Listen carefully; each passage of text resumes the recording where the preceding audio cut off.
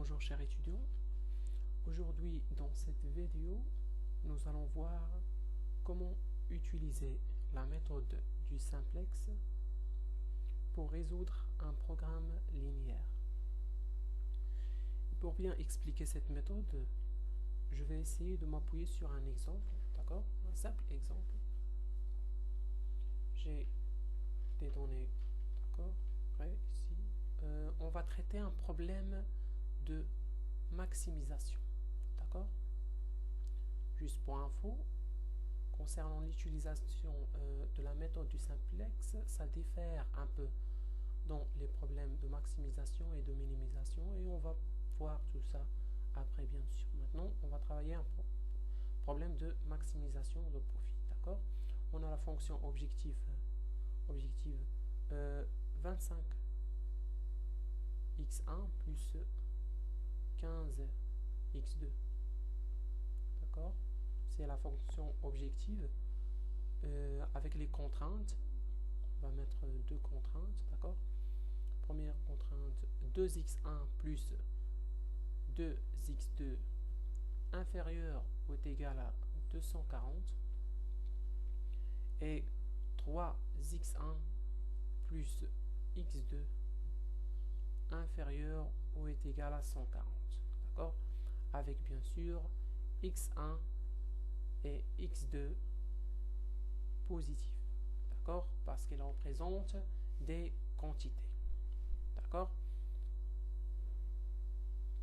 On va y aller étape par étape, d'accord? Pour bien saisir cette méthode parce qu'elle est très importante.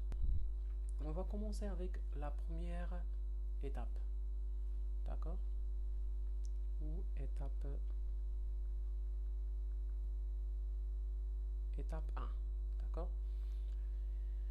Qu'est-ce qu'on va faire au début, avant de commencer la méthode du simplex? Dans l'étape 1, on va transformer les contraintes, d'accord? Voilà les contraintes. On va transformer les contraintes en égalité, d'accord? Ou on va transformer ces inégalités en égalité, d'accord? Comment allons-nous procéder, d'accord? Je vais écrire tout d'abord ici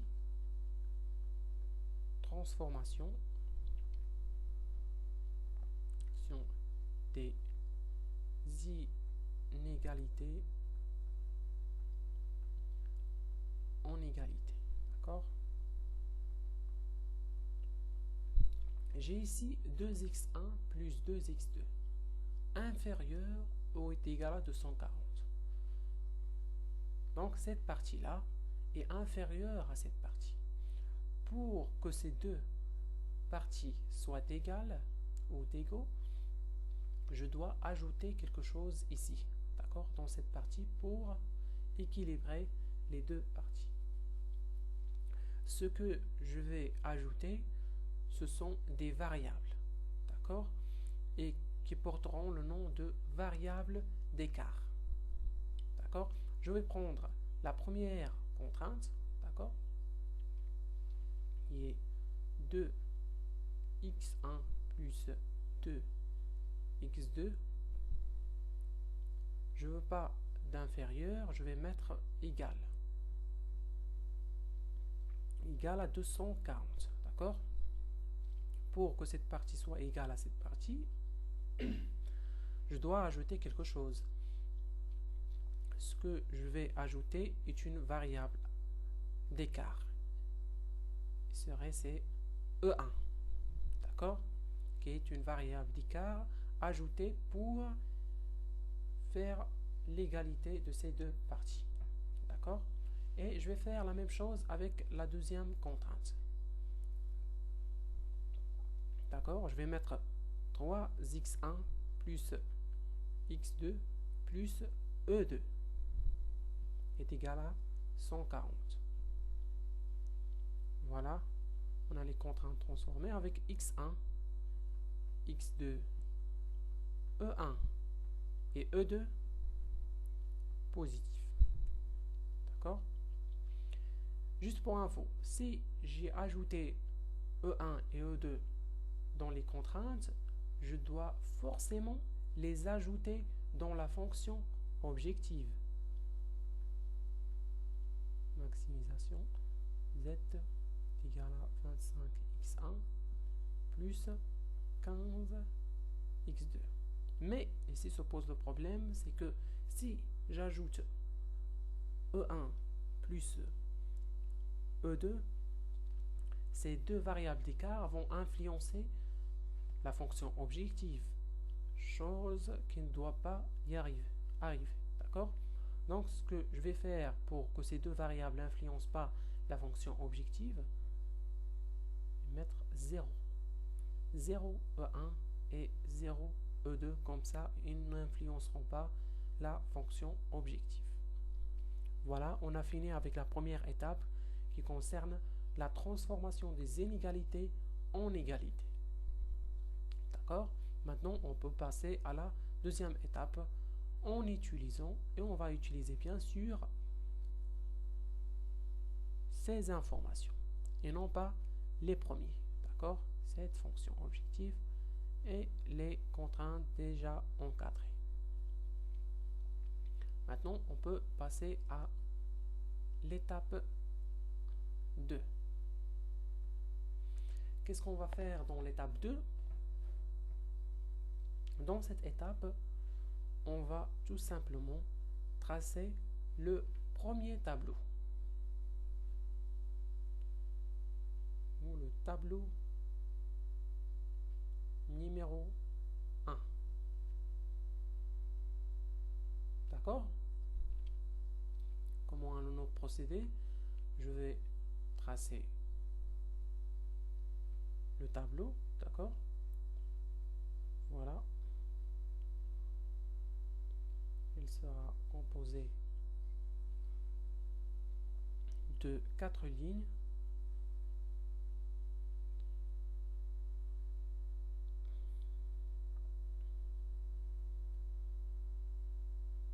Voilà. Et combien de colonnes?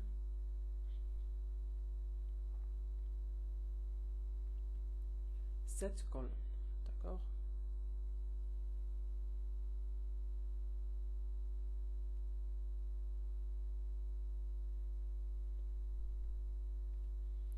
Et maintenant je vais le remplir, d'accord? Avec quoi je vais commencer? Je vais commencer avec cette cellule-là et je vais mettre CG, d'accord? Qu'est-ce que c'est que CG?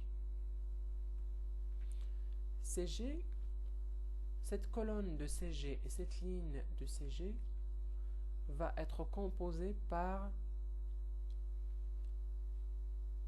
les coefficients, d'accord? Comme son nom l'indique, CG, les coefficients, d'accord, des variables, désolé pour l'écriture, des variables qui se trouvent dans la fonction objective. D'accord? Ici, cette colonne et cette ligne sera remplie par des coefficients. Les coefficients comme quoi? Voilà, 25, 15, 0 et 0. D'accord? Maintenant, ce qu'on va mettre ici, dans cette cellule, c'est VB, ou variable de base. Les variables de base dans le premier tableau seront E1 et E2. D'accord? Après cela, non, avant, qu'est-ce que je vais mettre ici? Dans ces deux cellules, je vais mettre les coefficients de ces deux variables. Le coefficient de E1, c'est 0. Je m'excuse. Le coefficient de E1, c'est 0. Le coefficient de E0, c'est E2, je m'excuse, le coefficient de E2 c'est 0.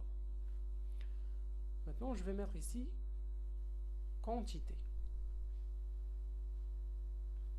D'accord?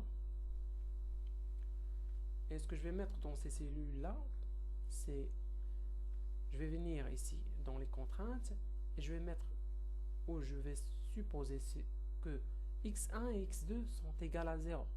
Si x1 et x2 sont égales à 0, qu'est-ce que je vais avoir? 2 fois 0 plus 2 fois 0 plus E1. Donc le reste E1. E1 serait égal à 240. Je vais mettre ici 140. La même chose dans la deuxième contrainte. Si x1 et x2 sont égales à 0, je vais mettre 3 fois 0 plus 0 plus E2, donc le reste c'est E2. Et là j'aurai E2 est égal à 140. Je vais mettre ici 140. D'accord? Et maintenant je vais venir ici et je vais citer les variables qui se trouvent dans la fonction objectif. Les variables qui se trouvent dans la fonction objectif, on a x1, x2, e1 et e2. Je vais mettre x1, x2, e1 et e2. Et je vais mettre ici les coefficients de ces variables. Le coefficient de x1, c'est 25. Je vais mettre 25. Le coefficient de x2, c'est 15. Je vais mettre 15. Le coefficient de E1 et de E2, c'est 0, 0. Ces cellules-là restent vides. D'accord?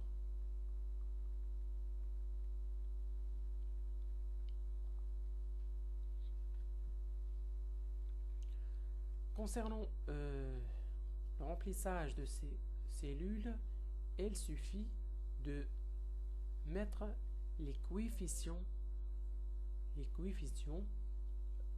des variables qui se trouvent dans les contraintes. Ce que je vais mettre ici, dans cet encadrement, je vais mettre, voilà, pour que tout soit clair.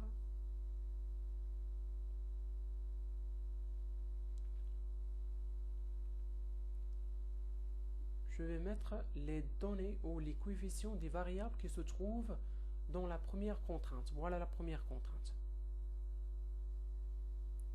D'accord? x1, le coefficient de x1 dans cette contrainte, c'est 2. Je vais mettre ici 2. x2, le coefficient de x2 dans la première contrainte, c'est 2. Je vais mettre 2. E1, le coefficient de E1 qui se trouve dans la première contrainte, c'est 1. 1, 1. E2, j'ai pas de E2 dans la première contrainte, donc je vais mettre 0. La même chose avec ces cellules, d'accord? Je vais mettre les coefficients qui se trouvent dans la deuxième contrainte, d'accord? x1, le coefficient de x1 dans la deuxième contrainte, c'est 3. 3x1. 1x2. 0 E1, on n'a pas de E1 ici. Et 1 E1, E2. Et voilà, on a fini avec le premier tableau, ou le tableau numéro 1. Maintenant qu'on a établi le tableau numéro 1, on peut passer à la troisième étape. Dans l'étape 3, on va essayer de trouver la variable entrante et la variable sortante. D'accord? Je vais prendre ce tableau avec les contraintes et les mettre dans une autre page. D'accord? Voilà, on a les contraintes, la fonction objectif et le tableau. D'accord? C'est un peu en désordre, mais c'est pas grave. D'accord? Maintenant, comment allons-nous procéder pour trouver la valeur entrante? D'accord? Tout d'abord, on va ajouter une ligne. En fait, on va ajouter deux lignes. D'accord? Voilà. dans cette ligne, je vais mettre ZG. Et là, je vais mettre CG moins ZG. Une question. Qu'est-ce que c'est que ZG? En fait, ZG correspond au coefficient des variables, les coefficients des variables de base. D'accord? Voilà les coefficients des variables de base, les coefficients des variables de base E1, E2, multipliés par les coefficients des variables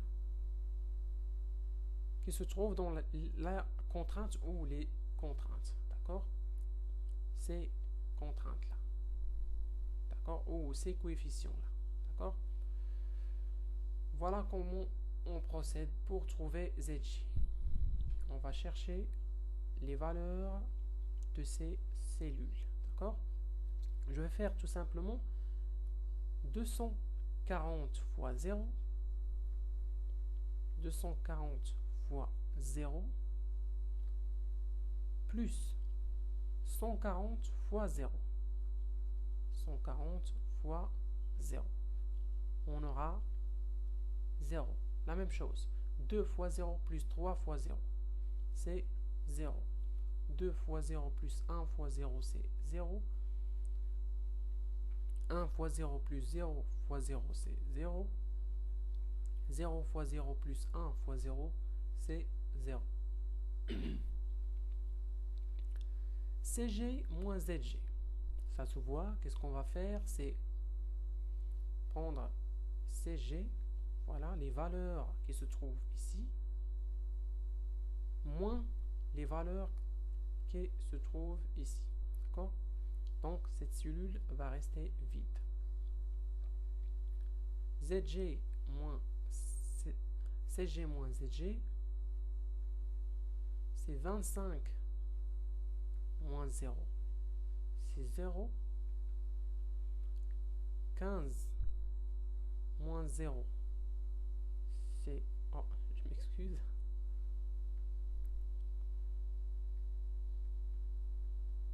« 25 moins 0, c'est 25. 15 moins 0, c'est 15. 0 moins 0, c'est 0. 0 moins 0, c'est 0. On a trouvé CG moins ZG. On n'a pas encore trouvé la variable entrante. En fait, qu'est-ce que c'est que la variable entrante? La variable entrante correspond au CG moins ZG le plus grand ou le plus fort. D'accord? Je reprends. La variable entrante correspond au CG moins ZG le plus grand. Donc, la variable entrante, on a 25, 15, 0, 0. Le nombre le plus grand ou la valeur la plus grande, c'est 25. Donc, la variable entrante, c'est x1. Et je vais tout simplement rayer cette cellule.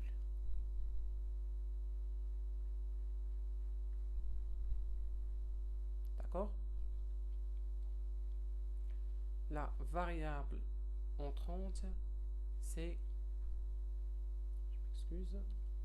La variable entrante, c'est x1. Maintenant, nous allons chercher la variable sortante. D'accord? Pour trouver la variable sortante, je vais ajouter une colonne. D'accord? Voilà, je vais mettre ici RT ou ratio test. D'accord? Comment allons-nous trouver le ratio test?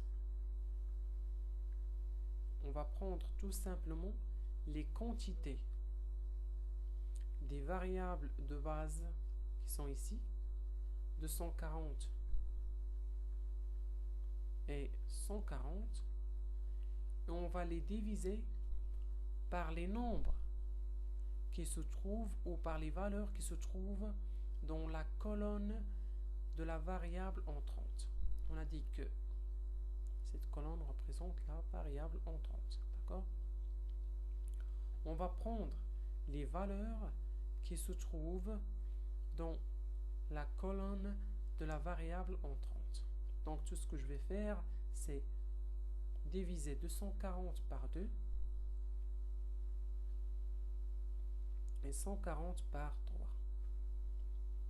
Ce sont les valeurs qui se trouvent dans la colonne de la variable entrante. D'accord? 240 divisé par 2 et 140 divisé par 3, on aura 120 et 140 sur 3. Et maintenant qu'on a trouvé le ratio test,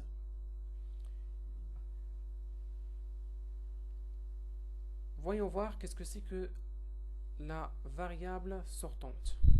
D'accord? En fait, la variable sortante correspond au ratio test positif le plus faible. La variable sortante correspond au ratio test positif le plus faible. On a 140 sur 3 et on a 120. La plus petite ou la plus faible, c'est 140 sur 3. Donc, la variable sortante, je vais le rayer aussi, d'accord?